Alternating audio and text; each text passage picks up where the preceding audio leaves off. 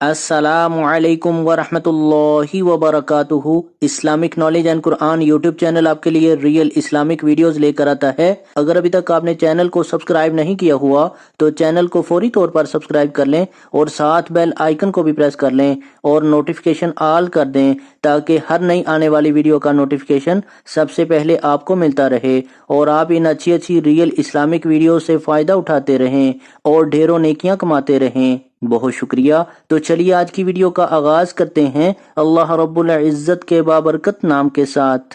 بسم اللہ الرحمن الرحیم۔ سورۃ الاعراف۔ تعارف۔ سورۃ الاعراف 8ویں پارے سے شروع ہو رہی ہے اور سب سے طویل مکی سورت ہے۔ یہ قرآن مجید کی 7ویں سورت ہے۔ اس میں 24 رکوع اور 206 آیات ہیں۔ اس کی آخری آیت آیت سجدہ ہے۔ اس سورت مبارکہ کا نام اس کی آیت نمبر 46 میں لفظ الاعراف سے اخذ کیا گیا ہے۔ اعراف جنت اور دوزخ کے درمیان ایک بلند مقام ہے جس پر ایسے لوگ ہوں گے جو اہل جنت اور اہل دوزخ کو ان کی علامات کی بنا پر پہچانتے ہوں گے۔ حضرت محمد رسول اللہ خاتم النبیین صلی اللہ علیہ وعلی آلہ و اصحابہ وسلم بعض اوقات اپنی نمازوں میں اس سورت کی تلاوت فرماتے تھے۔ حضرت عائشہ رضی اللہ تعالی عنہا سے روایت ہے کہ آپ خاتم النبیین صلی اللہ علیہ وعلی آلہ و اصحابہ وسلم نے مغرب کی نماز میں سورۃ الاعراف پڑھی تو اسے 2 رکعتوں میں بانٹ دیا۔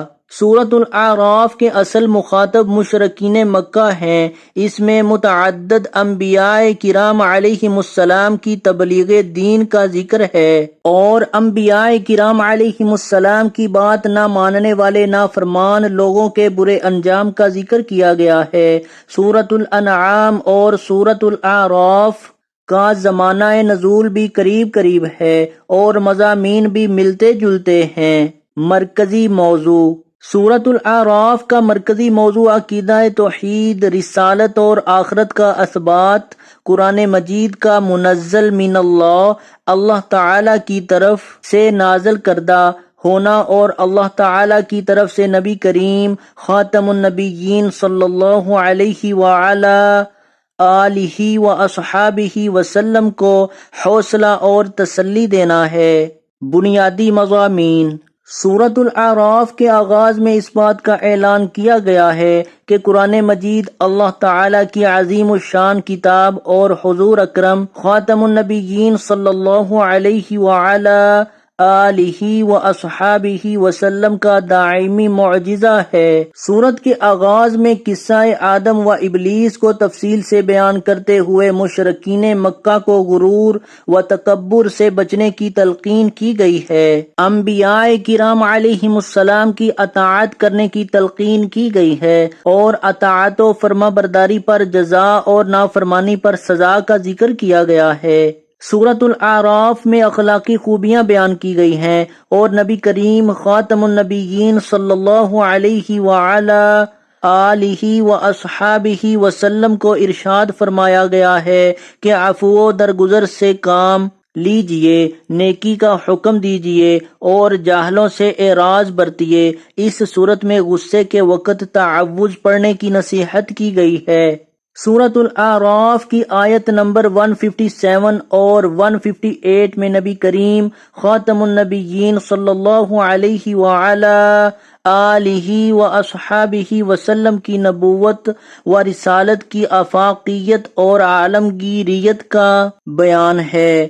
اللہ تعالیٰ نے کامیابی اور نجات کا واحد ذریعہ نبی کریم خاتم النبیین صلی اللہ علیہ وعلی آلہ و اصحابہ وسلم کی اتباع و اطاعت و فرما برداری کو قرار دیا ہے۔ نبی کریم خاتم النبیین صلی اللہ علیہ وعلی آلہ و اصحابہ وسلم کی صفات کا ذکر کرتے ہوئے ارشاد فرمایا گیا ہے کہ آپ بھلائی کا حکم دیتے ہیں، برائیوں سے منع فرماتے ہیں، پاکیزہ چیزیں حلال اور ناپاک چیزیں حرام قرار دیتے ہیں، مومنین پر سے بوجھ اتارتے ہیں، لوگوں پر لازم ہے کہ وہ نبی کریم خاتم النبیین صلی اللہ علیہ وعلا آلہ واصحابہ وسلم پر ایمان لائیں، ان کی تعظیم کریں، اور آپ خاتم النبیین صلی اللہ علیہ وعلا آلہ واصحابہ وسلم پر جو نور اترا ہے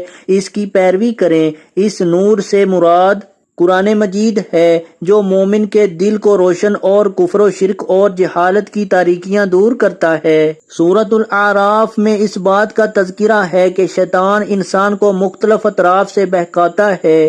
نبی کریم خاتم النبیین صلی اللہ علیہ وعلا آلہ واصحابہ وسلم نے شیطان کے بہکاوے سے بچنے کے لیے ہمیں درج ذیل دعا سکھائی ہے۔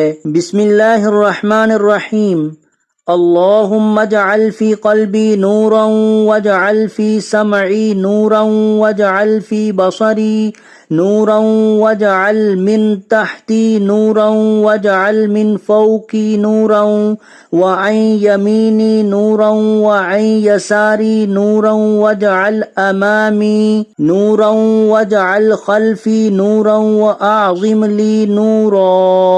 ترجمہ: اے اللہ میرے دل کو منور کر دے، میرے کانوں کو نور روشنی سے بھر دے، میری آنکھوں کو روشن کر دے، میرے نیچے نور کر دے، میرے اوپر نور کر دے، میرے دائیں نور کر دے، میرے بائیں نور کر دے، میرے آگے نور کر دے، میرے پیچھے نور کر دے، اور میرے لیے نور کو عظیم کر دے۔ سورۃ الاعراف کے آخر میں قرآن مجید کی تلاوت کے آداب کا بیان ہے کہ جب قرآن مجید پڑھا جائے تو اسے غور سے سنو اور خاموش رہو تاکہ تم پر رحم کیا جائے۔ تو آج کی ویڈیو اگر اچھی لگے تو اس کو لائک، شیئر اور کمنٹ میں اپنا اظہار ضرور کیجیے گا۔ ویڈیو دیکھنے کا بہت شکریہ۔ جزاکم اللہ احسن الجزاء فی الدنیا والآخرہ۔ السلام علیکم ورحمۃ اللہ وبرکاتہ۔